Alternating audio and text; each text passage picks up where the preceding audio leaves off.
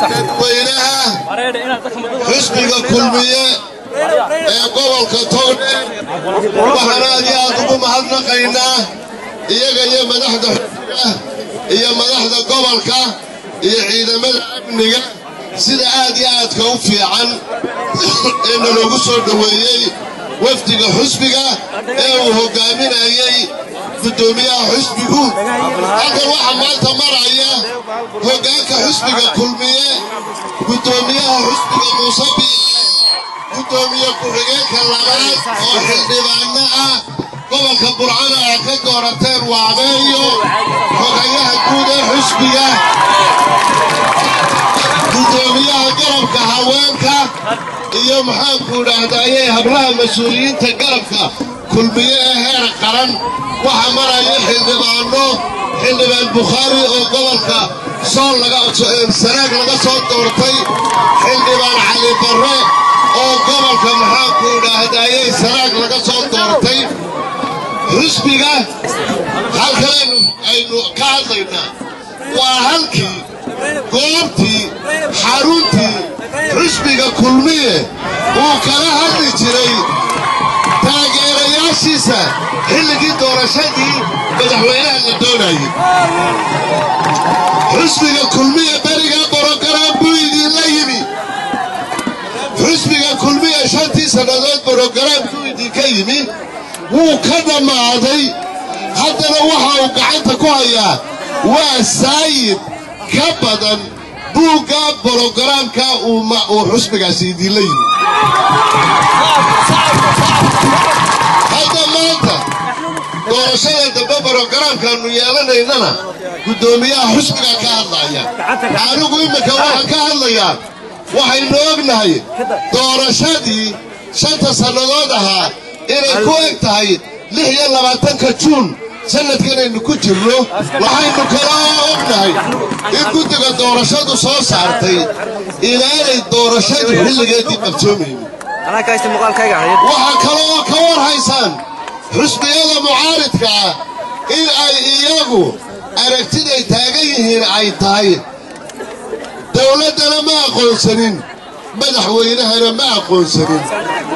bulshada aan isdhegaysanno u kaadiya bulshada caalamkana ay leeyihiin waa reer Somaliland waxba iskaga kaaya hari maayaan in la soo dhex gala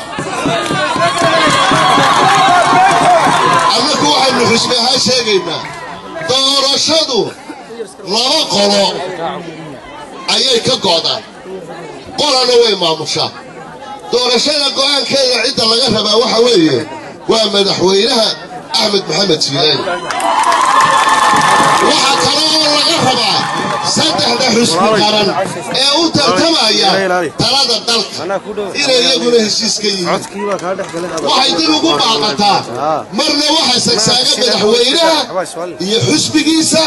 marna waxa sagsaaga ama dib u dhiga duruufo kale oo ay cidina mas'uul ka ahayn qolada gaaradii afkooda waxay ku dhahdaan foosha rajo awood aynaan inagu shaqo ku lahayn marna waxa habsaamiya golayaasha sharci dejinta oo ugu horeeyo golaha wakiilada baarlamaanka oo ay idinku doorateen iyo gudoomiyahooda dowladdu waa 3 dhardhaar darbaashiilaya madax ka oo xisbiga kulmiyu ka soo baxayo waa inta la yiraahdo fulinta dawladda dardaarka Cabdiraxmaan Cira ka haya ayaa ka aho waa dardaarka la yiraahdo sharci dejinta dardaarna waa garsoorka oo waa hay'ad madax bannaan oo madaxweynuhu aanu xukumin waa 3 mucaaridkuna wuxuu xukumaa sharci dejinta xisbiga kulmiyana wuxuu xukumaa fulinta doorashadii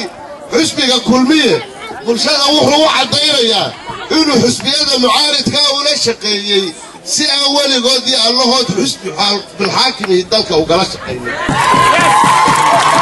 waxaanu halkan cadaynteedii fidmaa xafiiskana idin dhigaynaa heshiisyadii lagu maamuli lahaa ama isfahamkii xisbiyada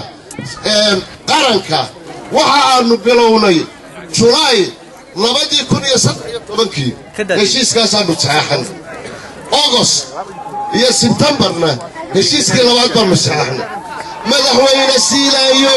go'aankii laga doonayay waxaanu ka saxeexnay 13 November 2013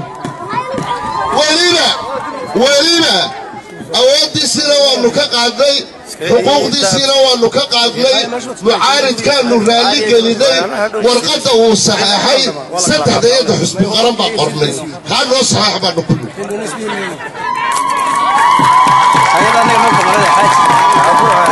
الله يستغفر مايو موسى بيحي عبد صحيح يستغفر مايو فيصل علي ورابنا الضفير مايو عبد الرحمن عهرة الضفير مايو مدحوين أحمد سيران الضفير مايو أيضا رسول كيدي يا صحيح هيدي لبانو هل كابيك يماسير كما هوان بيبسيرنا كو وحاهري شرعي جيد ورشاد الرقوم مامور لها حير لمبر تضبية صدن ديوان قلنت مدنقة إما كيدين سعودها هي ديوان قلنت عد بحياياش وإنانو سيراي الله بصامن وهوستا بقانين ومتكوردين دونين وشرعو هالكا كل منين وحو قدبيي بشي أغس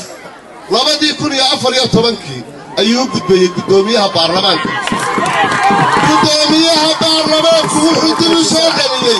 بشي ديسمبر دابا يا قايدي لما دي يكون يا أفر يا طبنكي وحا هالكا اللغوعني شلتي بيلوت ee diiwaan gelinta iyo hawlaha kale ee raacan la qaban lahaa